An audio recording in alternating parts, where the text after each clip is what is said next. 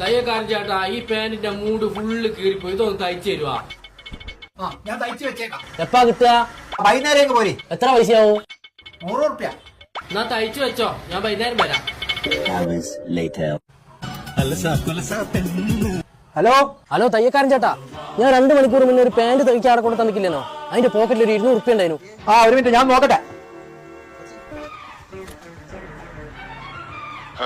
ഇതിൽ 500 റുപ്യ ഉണ്ടല്ലോ. 200 അല്ലേ ഉള്ളൂ പറഞ്ഞേ. ഹലോ ഇതിൽ 200 ഉണ്ട്. ഓക്കെ ചേട്ടാ, ഞാൻ ഇപ്പൊ അങ്ങോട്ട് വരാം അത് വാങ്ങാനേ. എന്റെ പൊന്നാര മുത്തേ, ഈ പൈസ വാങ്ങാൻ ഇങ്ങോട്ട് വരണ്ട. 200 റുപ്യ അല്ലേ, ഞാൻ അങ്ങോട്ട് ഗൂഗിൾ പേ ചെയ്ത് തരാം. ഓക്കെ തയ്യക്കാരൻ ചേട്ടാ, ഒന്ന് വേഗം ചെയ്യ്.